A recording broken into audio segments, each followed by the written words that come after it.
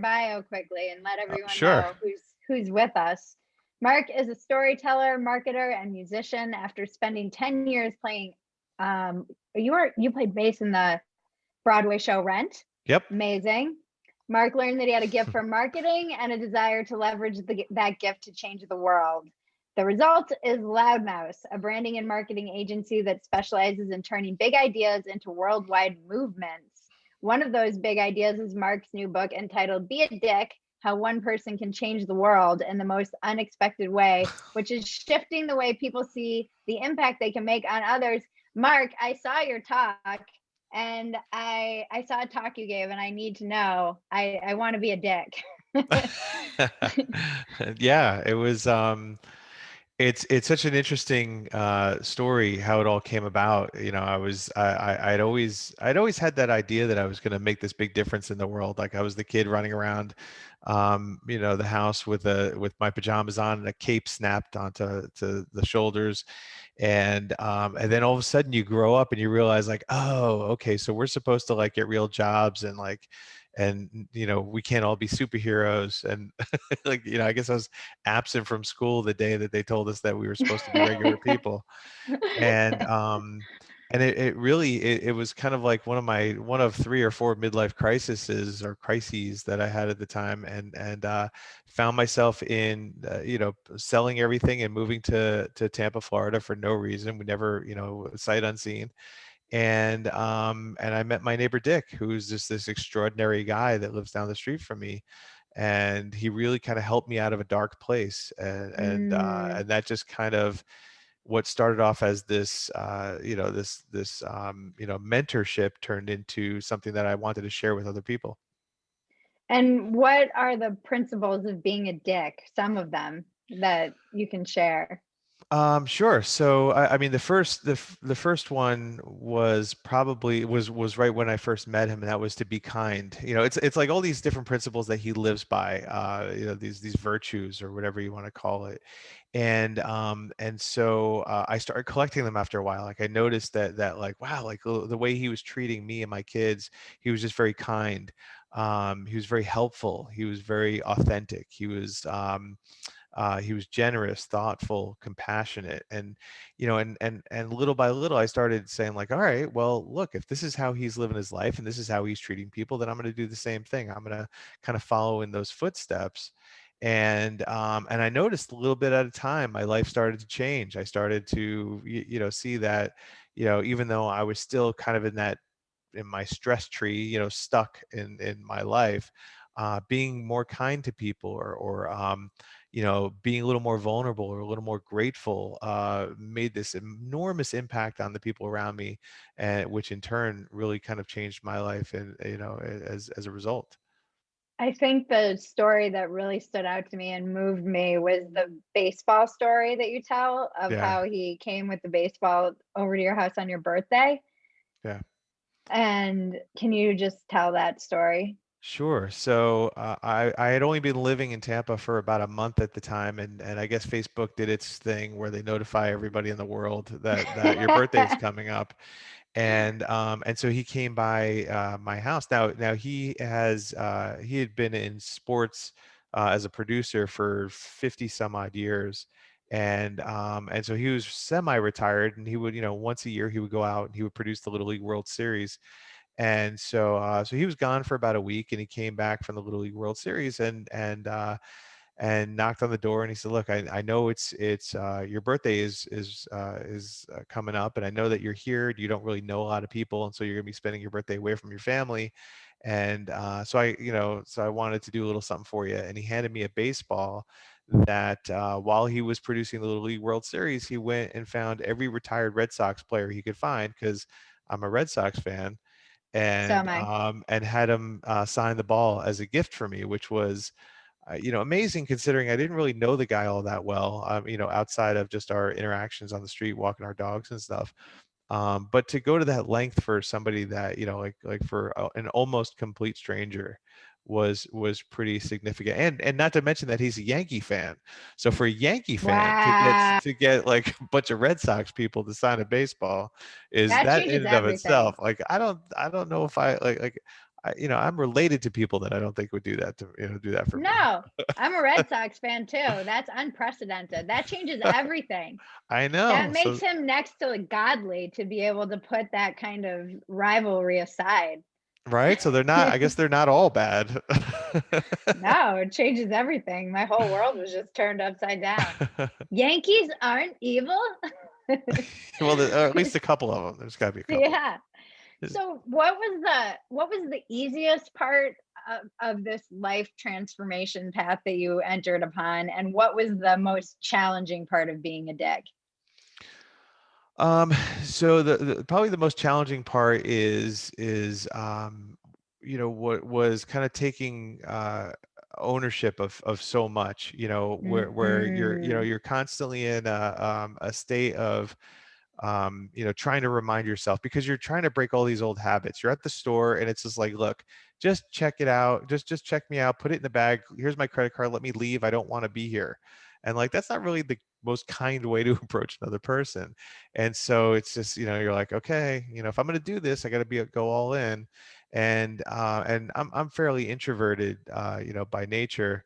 And so to constantly be in a state of like, welcoming people and being nice and instead of getting to curl up in my little, introvert ball and not talk to anybody. But what happened was like it came very easy. Like after a while, it started to like, it just became like a natural way of doing things. I'd walk into a room and I'd be like, oh hey, and I'd make sure that I acknowledged everybody in there and you know and made sure that I was more kind. And then when I found myself not doing that, I just had that mental note of, okay, so like, I could have been better, and holding myself accountable to it. Like, was that a dick with a capital D or a lowercase d? And if it was a lowercase d, I made it right. I fixed it. So that like kind of, holding yourself accountable was probably the difficult part. And then like the easy part was like, I mean, this is stuff that we're all born with. Like, you don't need an instruction manual to be more kind to people. When you're being more kind and when you're not. When you're being more present around other people and when you're not. Like, you don't need instructions behind it. So that stuff is easy. You just have to be reminded to kind of tap into it. What has been what have you learned from the release of this book that was unexpected? That there are a lot of dicks in this world, with a capital D. I lucked out by meeting a really really nice, kind of like the Mr. Rogers of our neighborhood. Uh-huh. And his name just happened to be Dick, which is a marketer's dream come true. But I started getting a lot of people that were sending me emails telling me about somebody in their neighborhood or somebody in their family or somebody that they know, and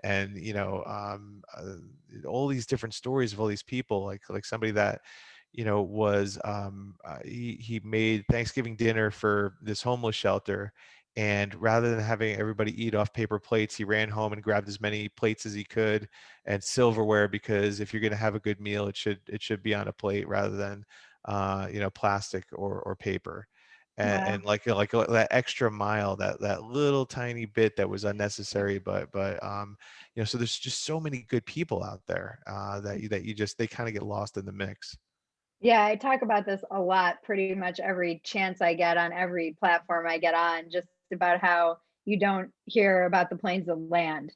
And so Yeah, we're in this constant state of fighting and hearing all the bad news and all the horrible stuff and the worst. And meanwhile, there are millions of small acts of kindness happening around us and in our neighborhood and everywhere every single day, far more than I would guess acts of badness, or I would hope. sure. I think it has to be true, otherwise we would be off the rails. I And don't think maybe it's forgetting just it. not as interesting. Like, when it doesn't have that shock value, and we've been so desensitized that, like, hey, here's a guy that, 80-year-old gentleman that's running around giving Hershey bars to people all over his town, and we're all just like, but like when you think about it, like, man, here's a guy that could be doing anything in the world right now. He's 80 years old and he's walking around town handing candy bars to everybody. That's pretty And awesome. people Like, and people are like, that's creepy. yeah, there's some people like, and you're not supposed to take candy from a stranger. I get all that. So if there are any children watching, like, don't pay any attention to me. But but yeah, like there's just there is so much good out there. And so like what the one thing that the good thing that's come out of this book for me is that I get an inbox full of these great stories that really make me feel good. That's better than my inbox. I love that because I just think that there are so many people like this around, and it's when I was listening to your talk, it's so simple, it's like so Yeah. simple. The things that he did were so simple, and this is the kind of person I think we all imagine we are, or we would like to be, and we're like you said, that reckoning with who we really are in the world is that's the hard mirror to look into, I think, before you even enter onto the path So of yeah, I kind of see it as a like we've all like we are that person. We all are born with that instilled in us. We're all born a dick, I guess, or I don't know. Whatever. But at this point, like, as life gets in the way, we just need a constant reminder, or just need a reminder every now mm, and then. And so like that's kind of the point of the story. It's not to teach you how to be more kind. It's just to remind you, next time you're walking down the street and somebody's walking the opposite way, maybe you'll stop and talk and say hi and really mean it. Ask how somebody's doing and actually listen to their answer, and not just mhm, hope and pray they say fine and walk the other way. mhm. How does this enter into your work, the Um, marketing and Loudmouth? So yeah, it was an interesting thing because that was I had a hard time releasing the book because I didn't know if it really fit into everything. And then as I started to see, and how I had transformed my own life, I noticed like, hey, this is how I always treat my clients. This is how I'm eating my own cooking in the sense of taking something and changing the way people see it. And so that's a lot of what I do in personal branding. It's like, how do we take a message and just flip it upside down so people see it a little differently? Mhm. But so I've done that, but when I really look at it, this is Yeah. how I see my life, and this is what I do. Yeah. And I have to ask You you going? and everybody. Oh, Oh, we need to mute Pat. I follow the um, directions. um, who or what inspires you creatively? Um, I'm a natural storyteller, and so anybody with a good story, I could just sit and listen to all day.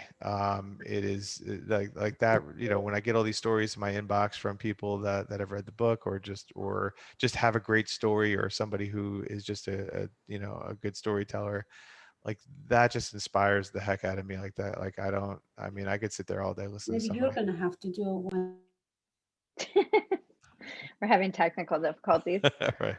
I and